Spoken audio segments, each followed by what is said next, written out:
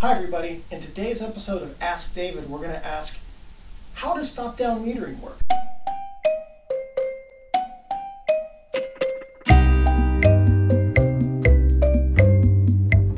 Hey David, how does stop-down metering work? Good question. Fortunately, there are very, very few cases where you will need to use stop-down metering. If you've seen my video on how to use an M42 chipped adapter, then what you've also seen in that video is a form of stop-down metering. Now, a camera like this is a Nikon F3. Most of the metering I do with this camera is stop-down metering. And the reason is that the F3 allows me to use pre-AI lenses on it. So stop-down metering is something that you're going to do typically when you have a camera with a non-system lens mounted on it. If you're using Canon D3300, let's say, or 5200, or what you went out and bought a DSLR, and it came with a lens, and you put the lens on the camera, you're never going to have to use stop-down metering. There's no reason to. Stop-down metering is when you've mismatched a lens with the camera body, typically intentionally. It'd be kind of hard to do it on accident. So here's the an F3 with an NAI, a pre-AI 105-25 mounted on the front of it. So if I'm going to stop-down meter this lens, what I need to do is remember the button combination, because I haven't used this camera in 2 years.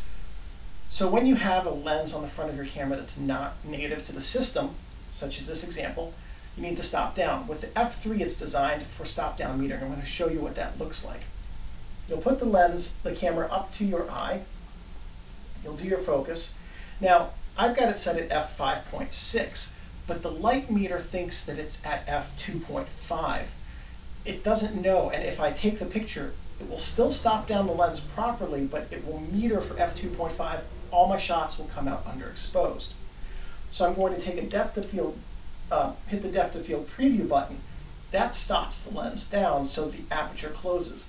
With the F3 then, I can push the shutter memory button, save the exposure, take the picture, and then get a proper exposure. Let's say you're using something like a Pentax K1000, which doesn't have automatic exposure or exposure memory. What you would do is you would stop down the aperture. Say you've mounted an M42 lens on the front of it.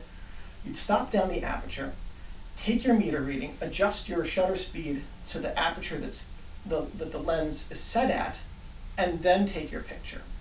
So basically, you'll use stop-down metering rarely unless you're intentionally putting non-system lenses on the front of your camera. There's another time when you're going to use stop-down metering, and that's if you have a macro bellows or non-linked macro tubes and you're doing macro shots. But if you're doing that, you probably are familiar at that point with how to do stop-down metering, because that's some more advanced macro techniques.